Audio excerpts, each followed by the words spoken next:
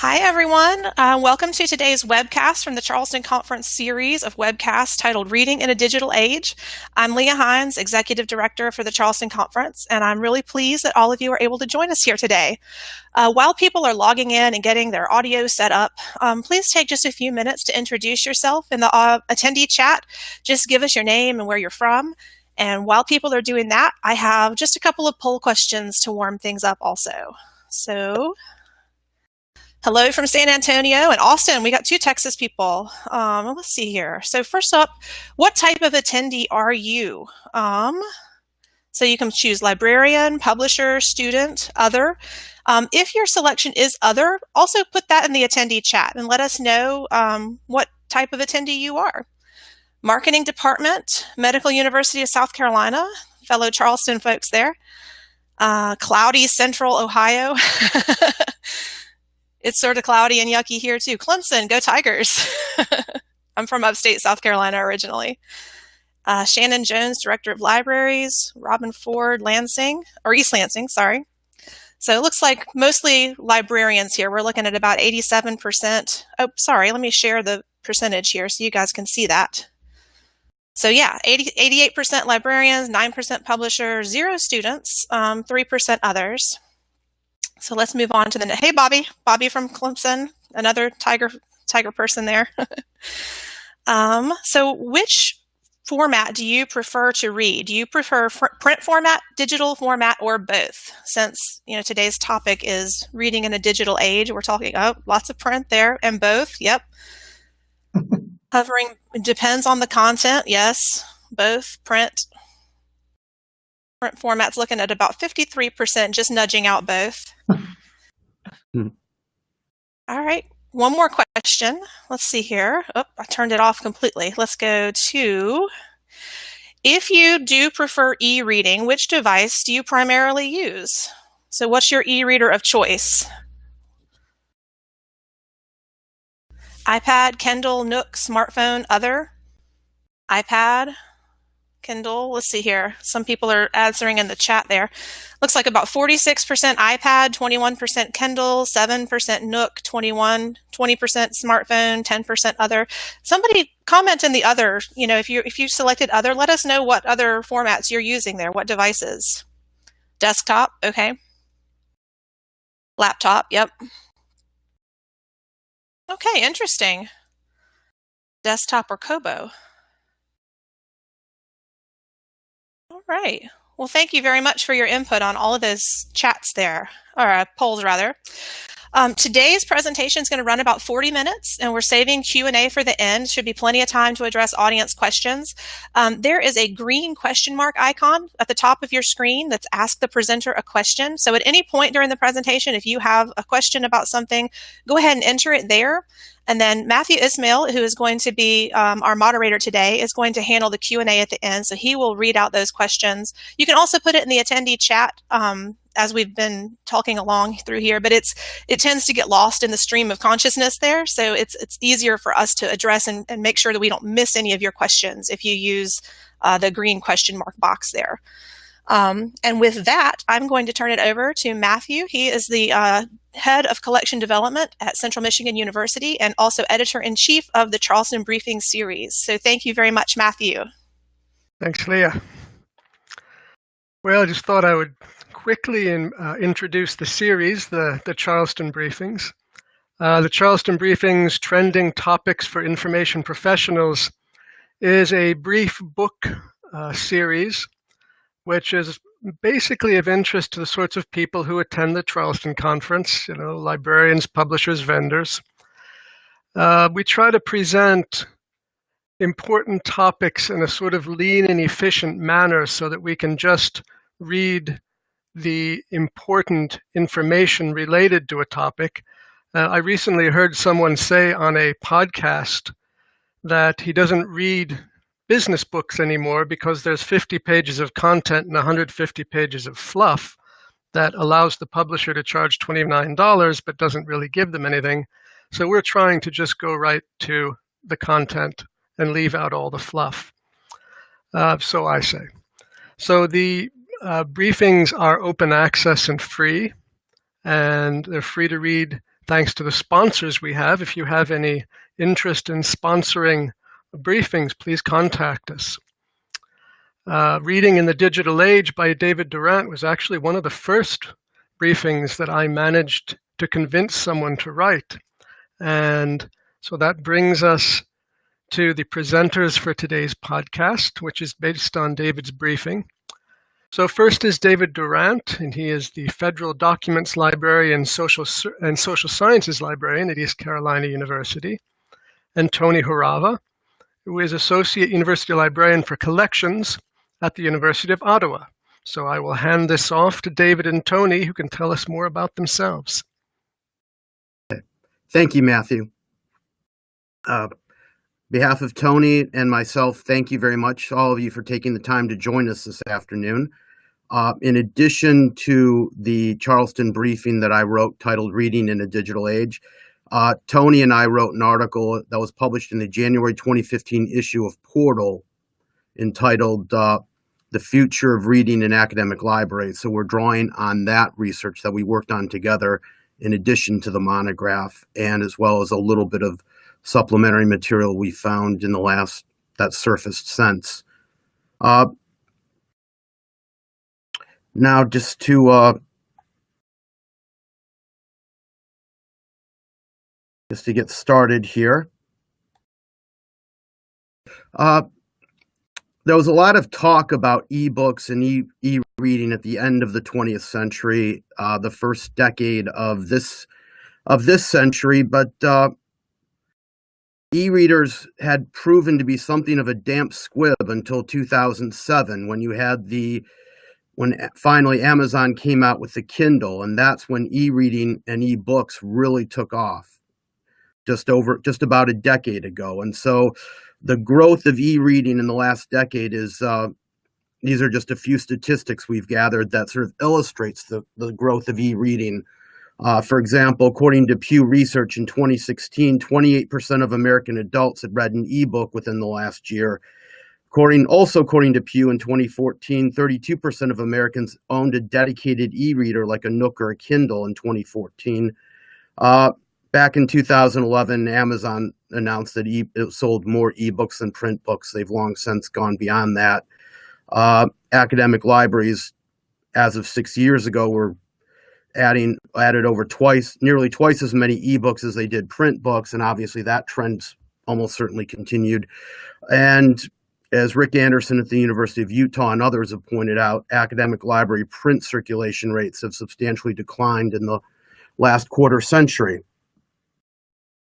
So the spread of e-reading, the growth of e-reading in this so far in the last decade has prompted this debate. Do we still need print books? You've had the concept of the digital or bookless library that's gained some traction within the library profession. In September 2010, for example, the University of Texas at San Antonio opened the Applied Engineering and Technology Library, which it proudly proclaimed to be the first bookless library on the campus of a U.S. college or university. And so you've had a few other academic libraries open in the United States since then that are primarily entirely or almost entirely bookless, as in devoid of print books within their walls, primarily, of course, in science and technology. You've had this growing belief among many that e-reading can not just supplement print reading, but can actually replace it. And both in our Portal article and in the Charleston briefing that I wrote, there are a number of examples of individuals expressing this opinion. And also, and this is sort of the prompting, this is sort of the main thread that runs through the monograph that I wrote, the Charleston briefing, there's a growing debate between what I would call digital skeptics and, for lack of a better term, what I would call digital enthusiasts. Now, as the name suggests, the digital skeptics have concerns about the spread of digital reading. They've presented growing evidence, for example, that screen reading is not the same thing as reading off of a printed page. The main examples of digital skeptics I would cite would be individuals like Nicholas Carr, who's wrote a 2008 article in The Atlantic and then 2010 book called The Shallows. He's been sort of the main public face, the most well-known digital skeptic as far as e-reading goes. Also, Marianne Wolf, who is a scholar at Tufts University and a specialist on reading. Naomi Barron, who's a scholar of linguistics at American University.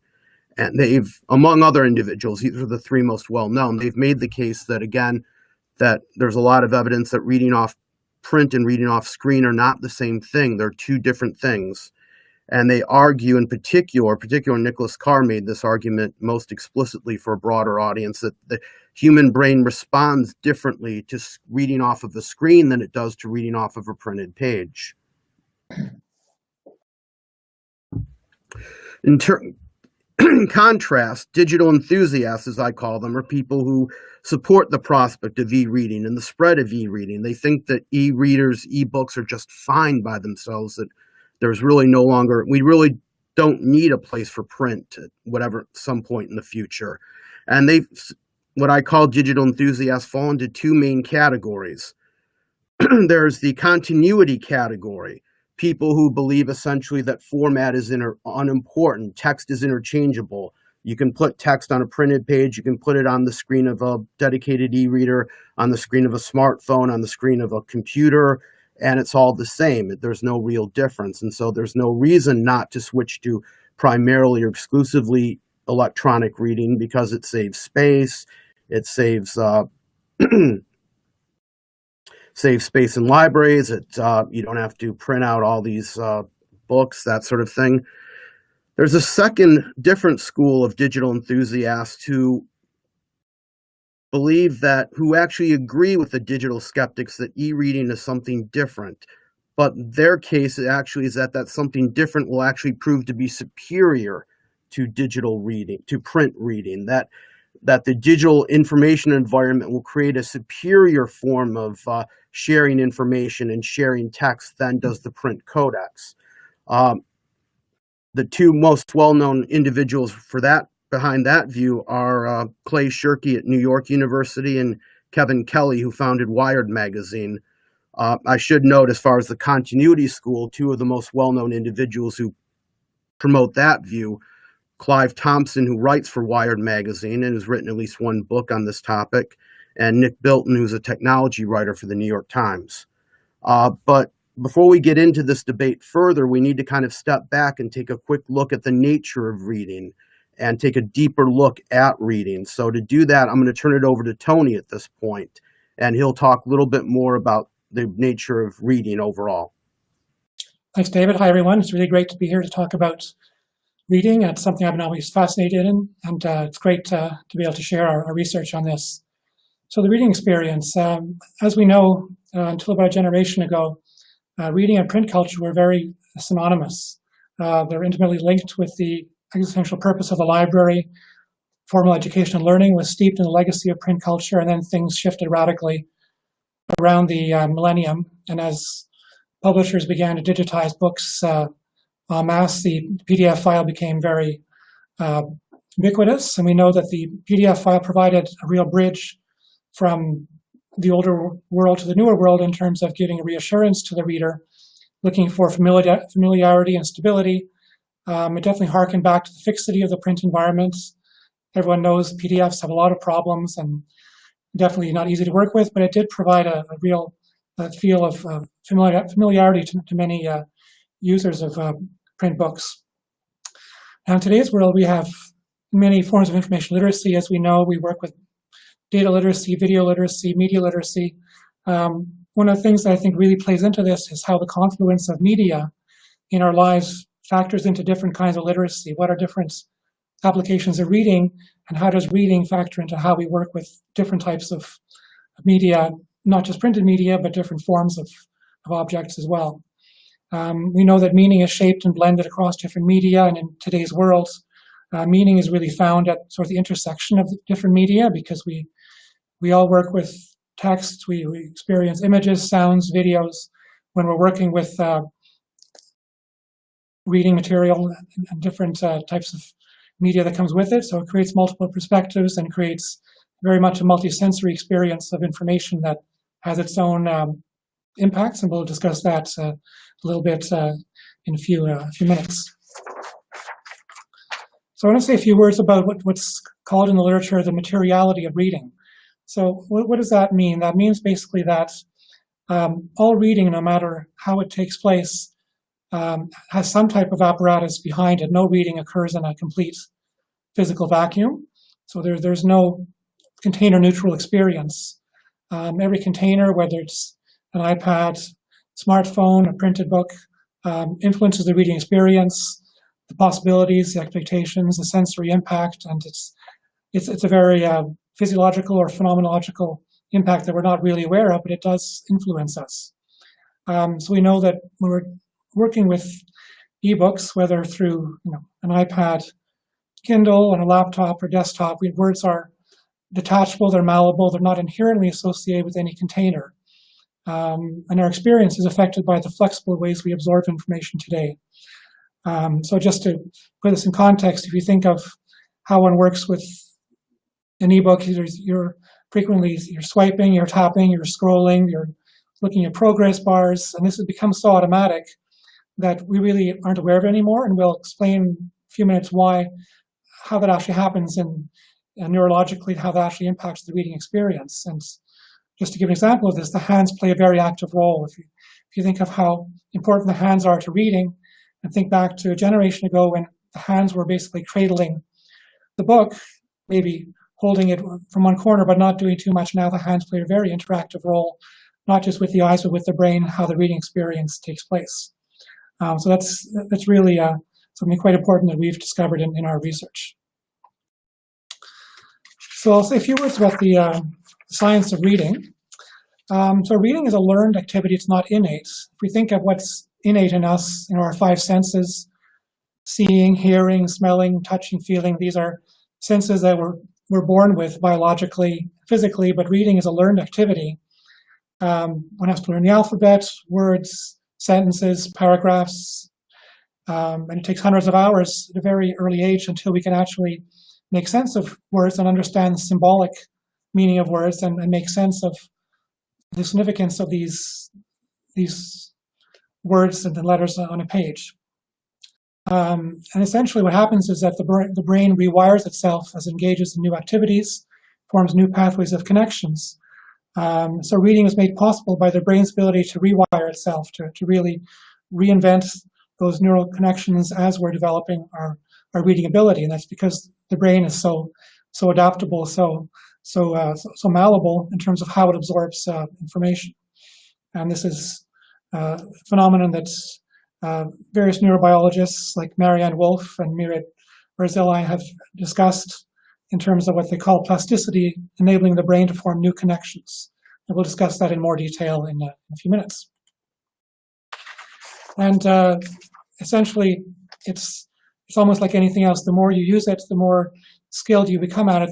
And the opposite is also true. If you stop reading or if you read frequently, then it becomes more difficult to pick up the rhythms of reading and to absorb words. And it's here I want to give a quote from Nicholas Carr, whom David mentioned a few minutes ago.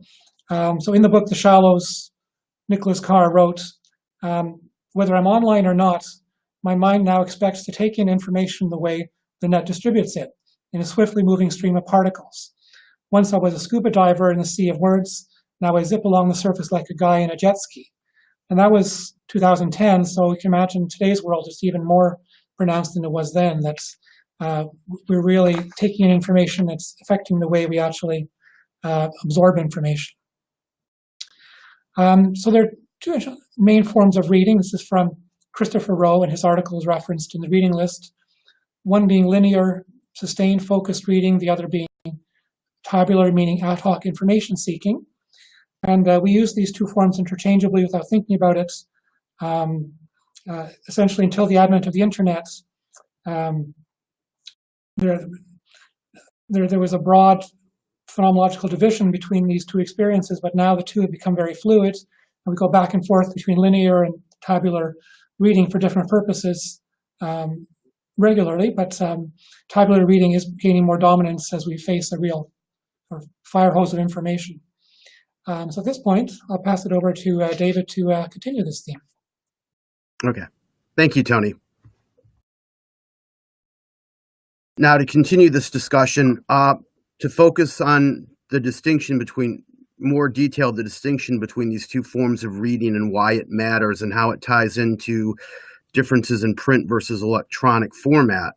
Linear reading is fixed. It's solid, tends to be a solitary activity. It's basically you sitting down with a book, starting at the beginning or starting at some portion of the book and reading continuously, reading at length, reading to absorb as much as you can.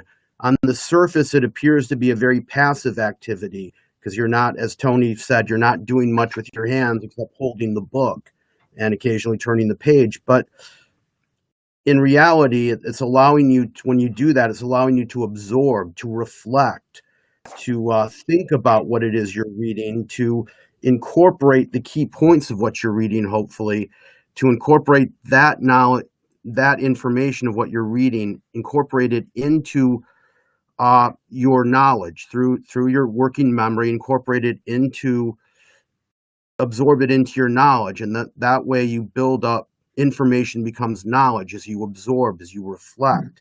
And linear reading, which requires, as it says, focus, sustained attention, and reflection, fosters that, facilitates memorization and knowledge formation. Tabular reading is, by contrast, it's nonlinear. It's your basic sort of, in one way, it's sort of something we all do on a daily basis, regardless, even outside the digital format. If you looking at scanning a restaurant menu as an example of tabular reading, or looking for street signs, that's tabular reading. So tabular reading is not a bad thing. It's something we all do, and it's something we all need to do. And tabular reading can, in fact, reinforce linear reading. For example, if you're looking at a monograph, but you just need to find certain information from that monograph, you don't need to read it in depth, but just kind of gut it for information on a particular topic. That's where tabular reading comes in handy. So short passages, skimming, browsing.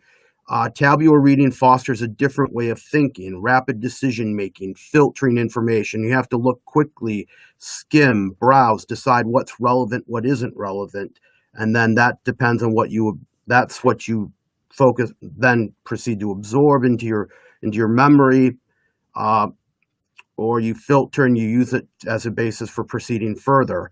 It fosters visual ability, also pattern recognition. So it's a much more on the surface is a much more active form of reading. And this sort of gets back to the point Tony was making about hands. When you tend to read off most e-reading devices, it requires you to use your hands in a much more active way. And so tabular reading sort of plays into that. And that leads to the point which has been made by most digital skeptics, and I'd say the majority of scholars who've studied this issue tend to share this, which is that screen reading tends to foster tabular reading at the expense of linear. It encourages you to browse. It encourages you to scan when you're looking at a screen. It encourages you to just focus on key things. It's not impossible to read in a linear fashion off of a screen, but the technology is not designed to facilitate it. It takes an extra effort on your part. So, and again, you can also, of course, read in tabular fashion off the printed page, and I do that all the time. But the technology of print, the print codex, facilitates linear reading in a way that most screen-based reading technologies do not. And that's the key point to understand here. There was a study that just came out this past summer. It came out after it was too late to incorporate into my Charleston briefing, but by a pair of scholars at the University of Maryland, Lauren Singer and Patricia Alexander, who wrote in the Review of Educational Research. They did sort of a meta study, if you will. They analyzed all the various studies where people did research comparisons of reading comprehension from a printed page versus off a digital device. And what they found in this sort of is that if you read off, in all these tests, there's a sort of a dividing line of 500 words or roughly one page. If you read a piece of text that's 500 words or less, or maybe one page, there's relatively little difference, if any, in comprehension in reader comprehension, whether you read it off a screen or read it off a printed page.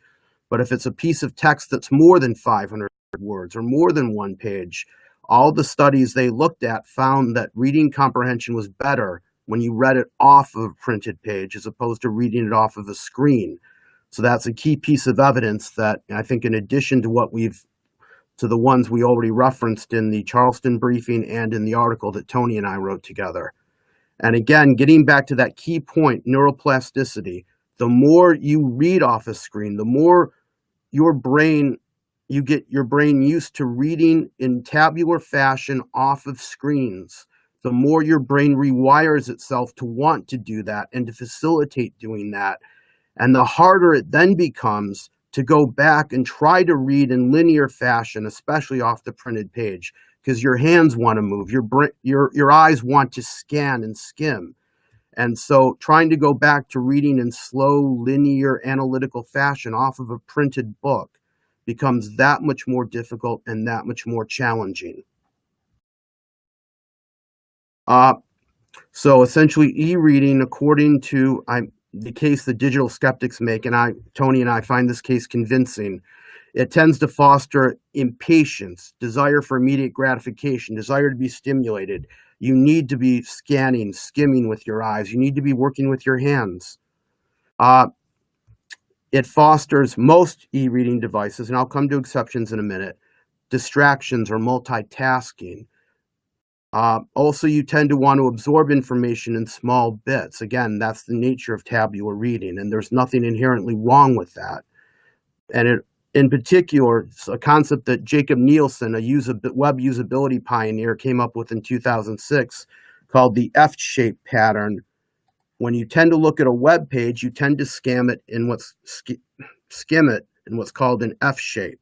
You start all the way across at the top of the page, and then as you go down the page, you tend to, especially the longer the page is, the more you do this.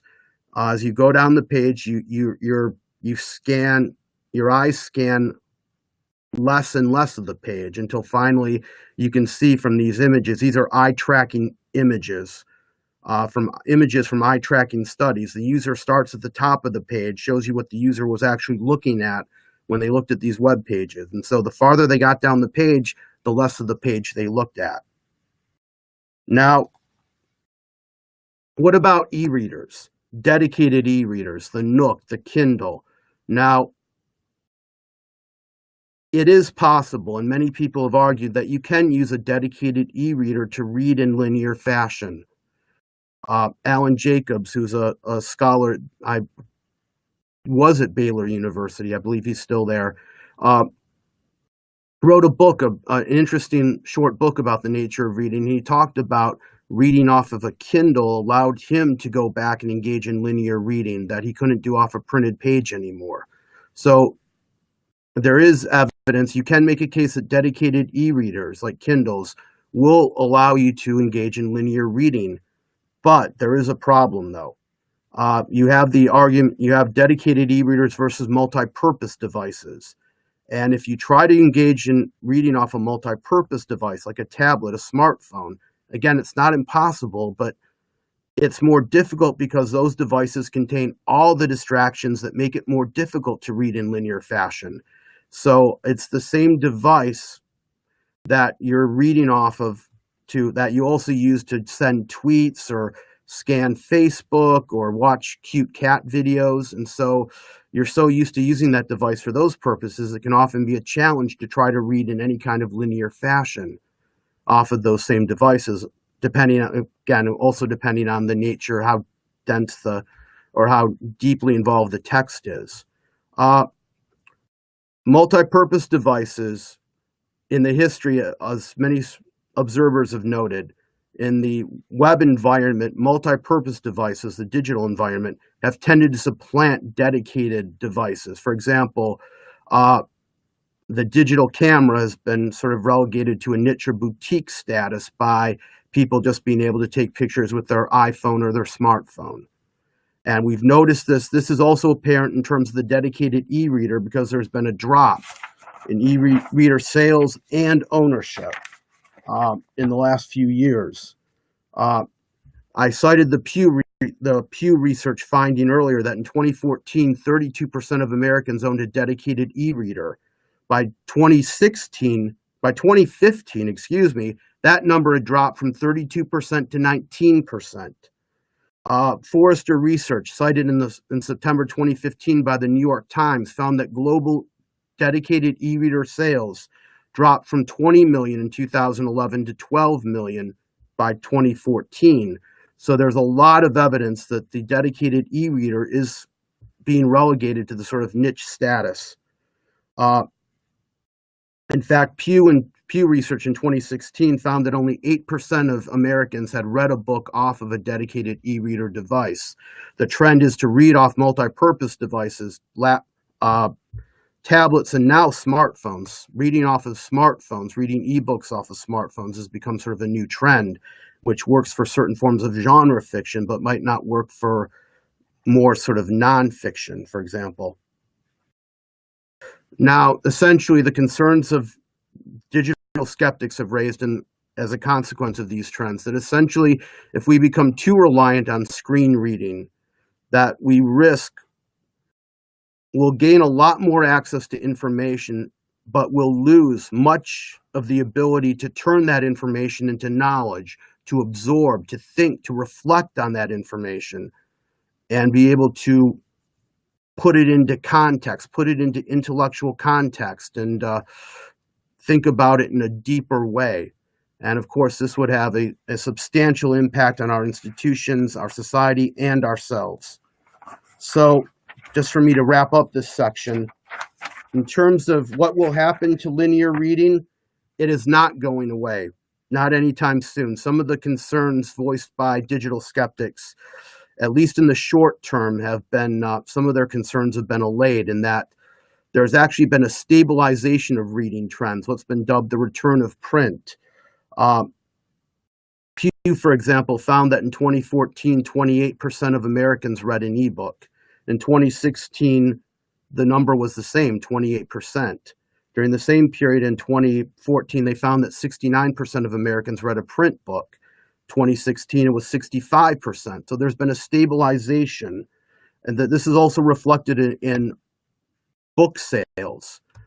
Ebook sales for major publishers, ebook sales have declined in the last 5 years, while their print sales, according to the Association of American Publishers, have increased.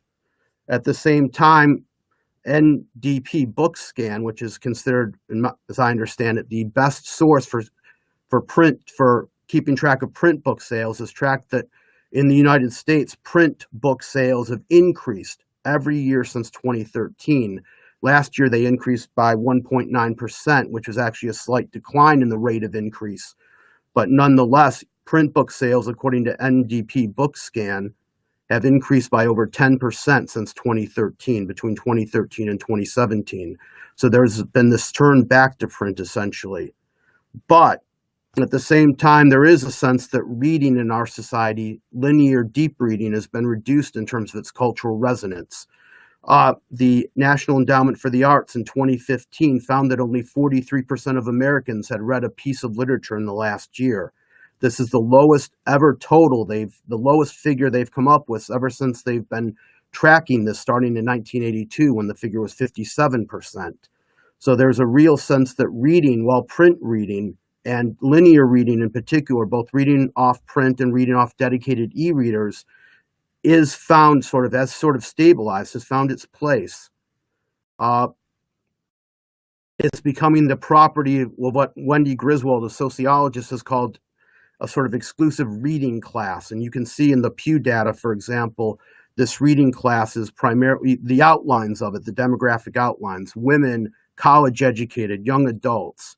Along with this, sort of a manifestation of this reading class, you've had something called the slow reading movement, where people form reading groups and encourage each other to engage in reading, in linear reading or deep reading.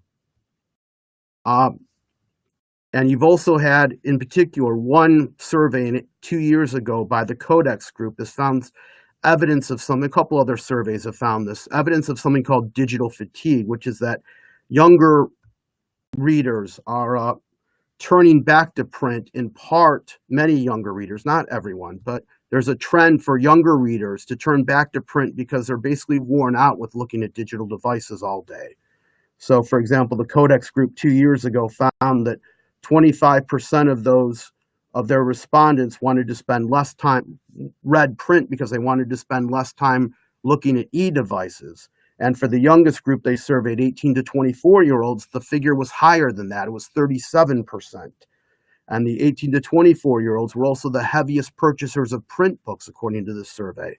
So there's a lot of evidence that there's sort of a linear reading is holding on, but it's becoming greatly reduced in terms of its scope in society and in terms of its cultural resonance. At this point, I'm going to turn it over to, I believe Leah has several more poll questions, and then Tony will finish up our presentation. Thanks, David. Before I jump into those poll questions, I just wanted you to repeat the percentage of Americans. Was it 43% of Americans had read a work of literature? Yes, according to the NEA, the National Endowment for the Arts, in 2015, 43% of Americans read a piece of literature, and they define it very broadly. Okay. As I understand it, within the last year. And the corresponding figure for 1982, when they first asked the question, was 57%. Got it. And the 43% is the lowest figure they've ever had. Got it. Thank you for repeating that. Okay. And now, let's see here. A couple of poll questions really quickly. Which do you primarily read in print? Work-related or professional titles or pleasure reading? And you could put both. If you want to put that in the comments, you can do that as well. There probably should have been a both option on there for an answer. But which do you primarily read? If you had to choose one. Yep. Pleasure reading, 85%, 84%. Someone says both. Work-related is 16% right now. So that's some of both. When I'm doing research for work, I like to print out the articles. Yep. Take physical notes. Looks like pleasure reading is taking it by 84% for primarily reading in print. Okay, so let me go to my next one. And which do you primarily read in digital formats? Work-related or pleasure? Close reading for work, definitely print. Some people are still saying both. Here it's switching. Primarily digital is work-related or professional titles, 86%. 14% pleasure reading. Okay, interesting. Kelly says she will print articles. Mark says both digital. I need to focus, definitely print. Pleasure reading books on CDs. Tired of reading online all day at work. That's a good, I just lost the word that you used in the last slide there, about being tired of reading digitally. More broadly defined than, yes, it is work-related reading, much more broadly defined than pleasure reading, but okay. Well, primarily we're looking at 84% work-related professional titles, pleasure reading 16%. All right, well, I'm going to turn, what do you think the reason for the flip-flop is? Tony, maybe you could address that real quickly when you start your section here, but I'm going to sign off for now. Thanks. Sure. Thanks, Leah.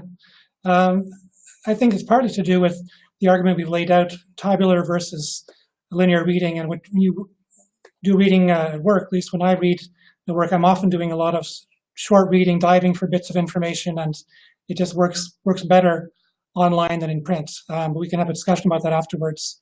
So in the last few minutes, I'm going to contextualize the issues now that you've heard the whole argument laid out in terms of what it means for academic libraries. And one of our key messages is that we really have a need to maintain hybrid collections. And I have a stat on the screen here that in 2012, about 52 million ebooks were acquired by U.S. academic libraries versus about half that in terms of print books.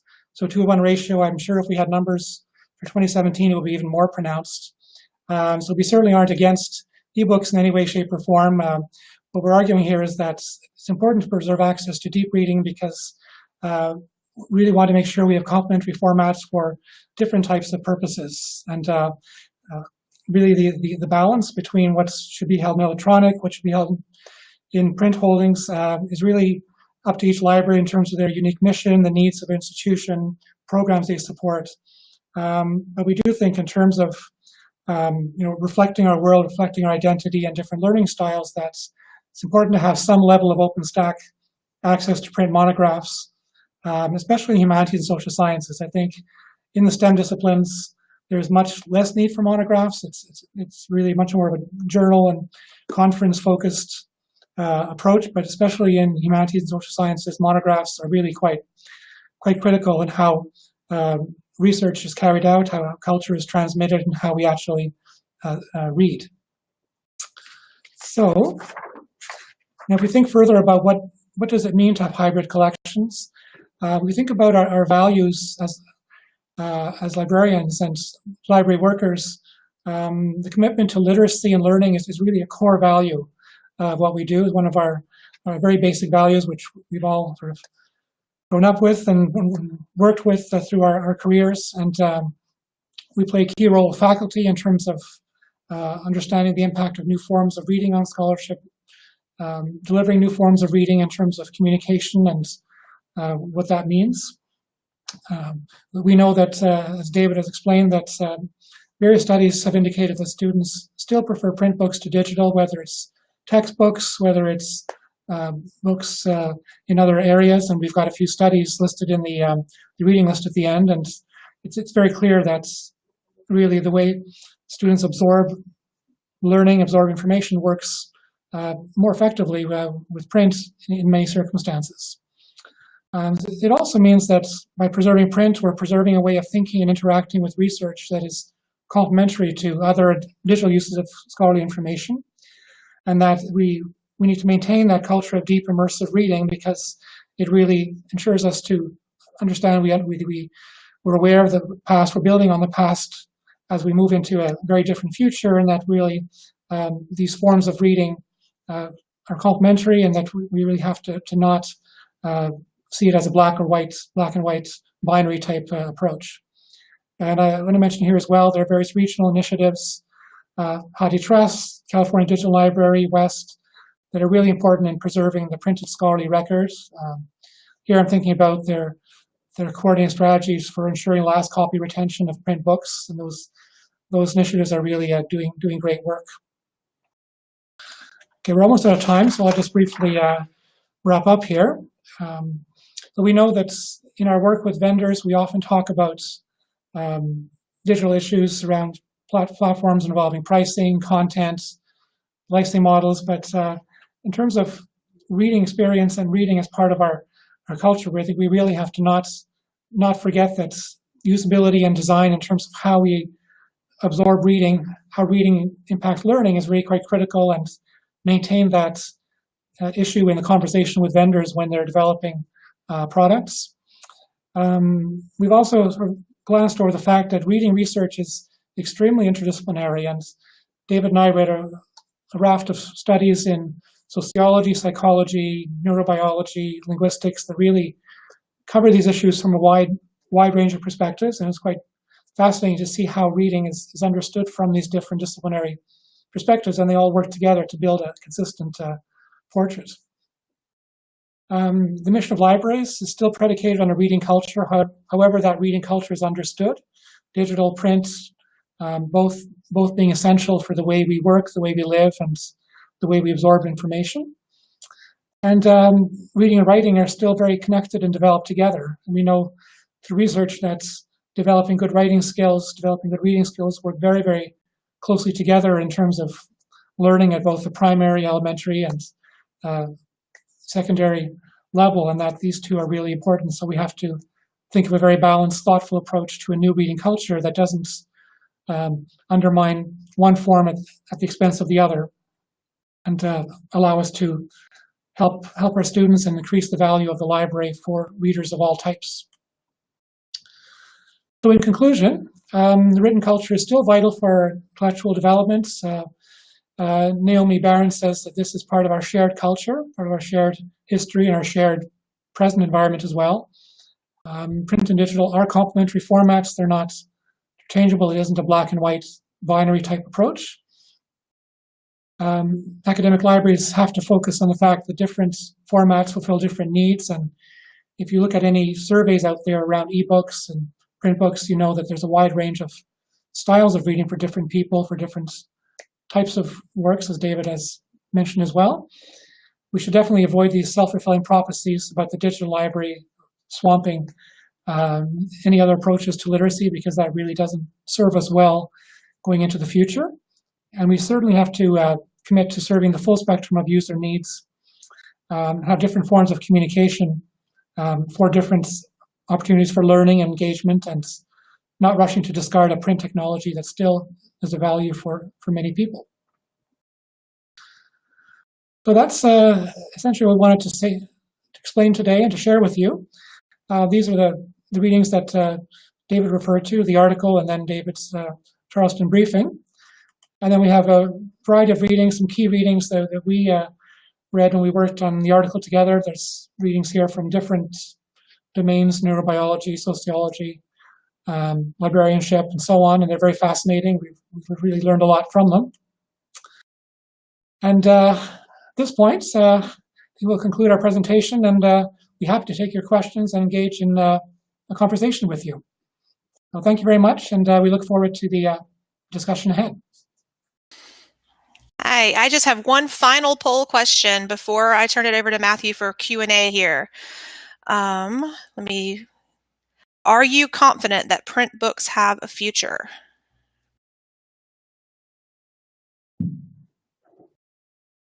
There's a few no and unsure. 91% yes, I was changing still. 90% yes, 2% no, 8% unsure. I'd be interested in some of the unsures if you have some comments to share with the group. And yes, I saw some of the comments about the presentation. We will definitely be making the slides available with all of those links for the readings.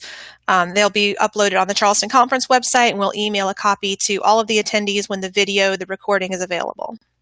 Okay, 91% yes, 2% no, 8% unsure. I'm going to close that and turn it over to Matthew and the group for Q&A. Thanks. Thanks again, Leah. All right, gentlemen, a first question. What do you think caused the flip-flop or digital fatigue that brought people back to print books?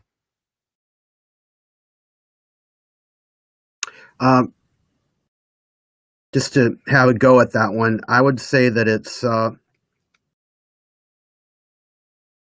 me, it's a reflection. To me, it's evidence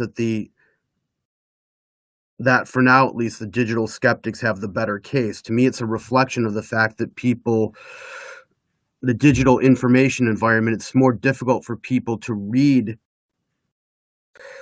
at length in the digital information environment. And so it's sort of a reaction to that people want to read, but many people want to read, but they find it more difficult to do off of many digital devices, not all of them necessarily, but the digital information environment doesn't, as we said, doesn't really facilitate linear reading for the most part in the way that the print codex does. So, and I think just people spend in general, people spend so much time on their devices.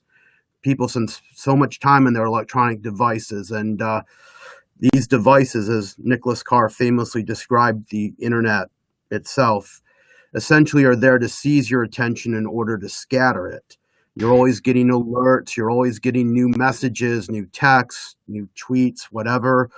And so I think people do, for the sake of their own sanity, they need a break from all that and being able to sit down, put aside the digital device, or if you do have a dedicated e-reader that you like to use, to turn off any apps or anything and just be able to sit down and relax and sort of read and absorb and think in depth. I think that's very important for us, and I think people have sort of rediscovered that. And I'll build on what David said, and I think one of the real implications of this hyper-distracted era we live in with digital devices is that there's a huge impact on memory. And there are various neurobiological studies that have shown that when you read from print, your ability to remember, to retain information actually is much more pronounced, and that there are certain mnemonic markers on the print page or using the print object that allow you to retain information going forward. And I think people are feeling generally more frustrated with not remembering as much as they want, or they're reading more but not absorbing and then remembering a week, 2 weeks, 6 months later, and perhaps feeling that in going back to print, they'll have a much better opportunity to absorb and then remember and use it in the future when they want to combine that with other things they've read and develop new ideas. I think that's a big part of why people are frustrated with digital media. And just a quick point to add to that is that, I mean, we saw this in the poll question we asked, that Leah asked at the beginning, one of the poll questions, and this is reflected in the survey data that Pew has collected, for example, that when most people who read ebooks read both ebooks and print, and whatever their preference between reading electronically and reading in print, it depends on what type of book they're reading. And just, for example, what type of book? Are they reading just sort of a genre fiction novel? Or are they reading sort of a deeper, nonfiction work of history or philosophy, for example? And so individual preferences also come into play. But yes, I think there's a sense that people are realizing that e-reading and print reading aren't necessarily can work together depending on your purpose and the type of reading you're doing. So I think people are sort of coming to that conclusion and adopting their own reading habits accordingly. Okay, another interesting question. A growing area in publishing is audiobooks. So is listening to an audiobook reading?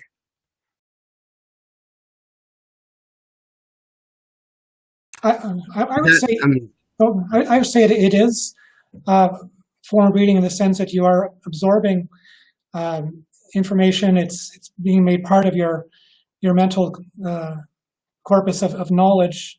And if it's someone's reading in a very linear fashion over an extended period of time, let's say they're driving in their car for a couple of hours, and if their physiology is such that this is their way to absorb information, that they can actually not only absorb it, but actually remember it and use it going forward, then I think it's certainly one way to complement traditional reading. It can certainly benefit some people, again, depending on their reading, their learning style, and their communication style. Yeah, I mean, definitely. And just, we didn't really have a chance to address audiobooks.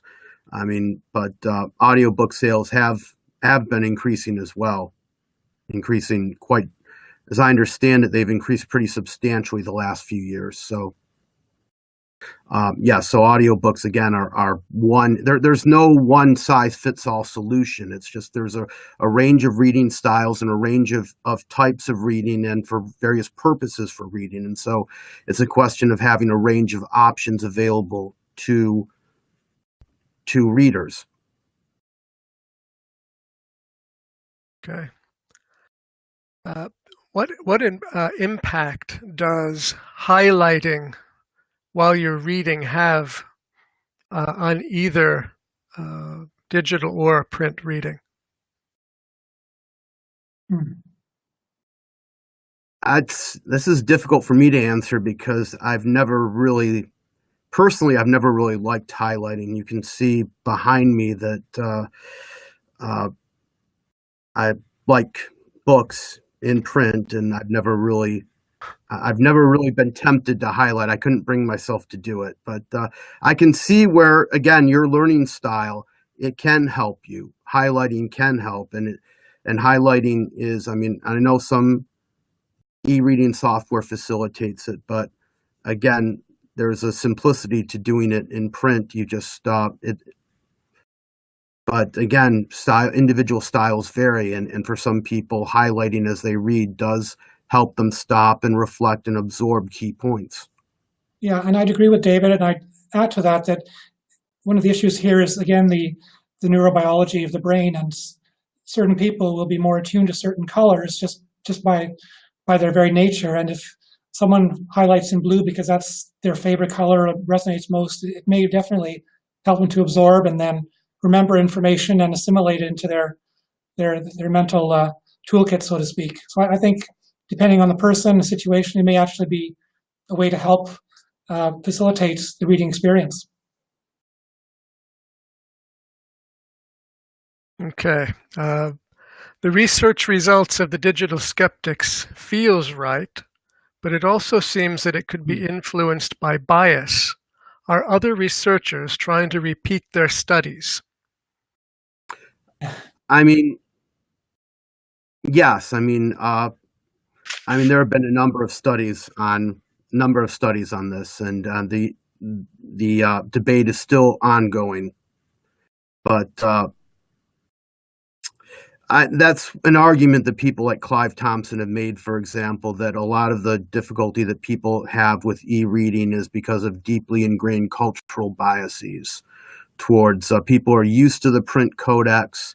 The print codex has centuries of great publicity. I believe I'm slightly paraphrasing, and so people are sort of many people tend to be biased towards print.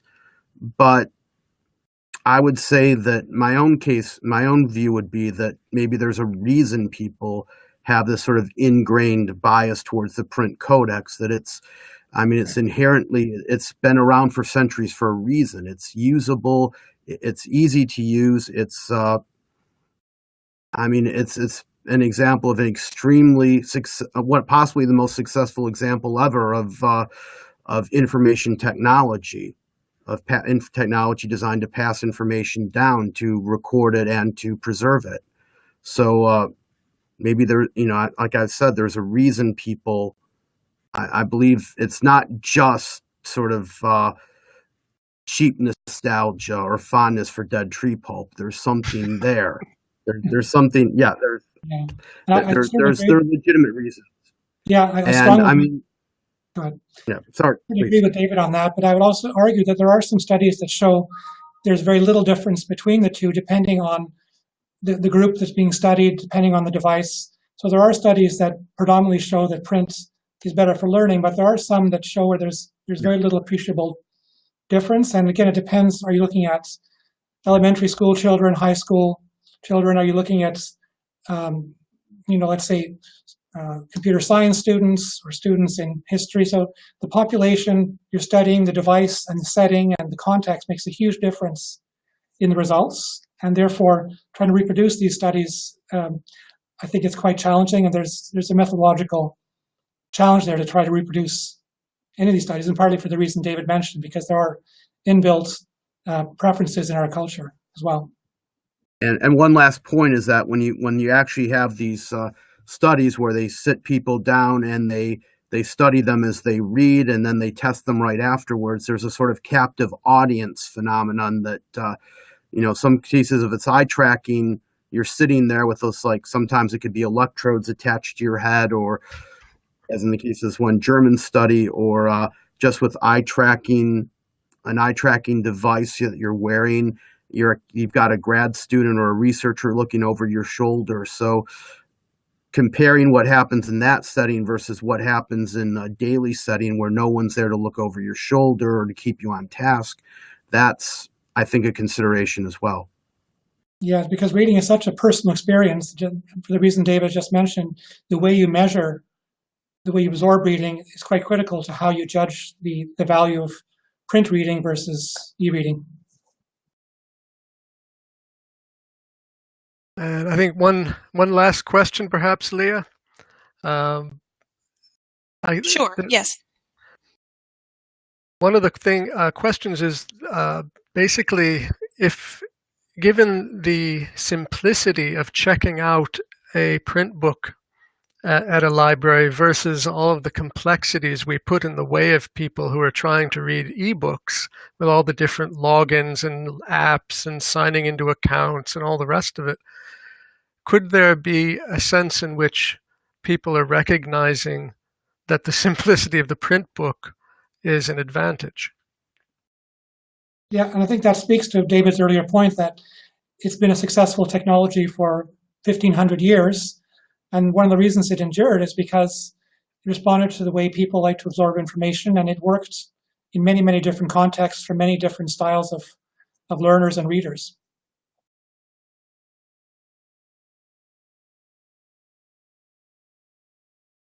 Well, good. Yeah, Thank you very much. All right. Well, thank you very much to David and Tony and Matthew for participating and presenting this webcast. And thanks to all of you for tuning in and watching and listening and asking questions. Again, I will be sending out an email to all the attendees with a link to the recorded video. We'll have the slides there as well as the poll results. So look for that by the end of the week. And thanks again for everyone being here. And we'll catch you next time with the Charleston Conference webcast series. Have a good day. Thanks.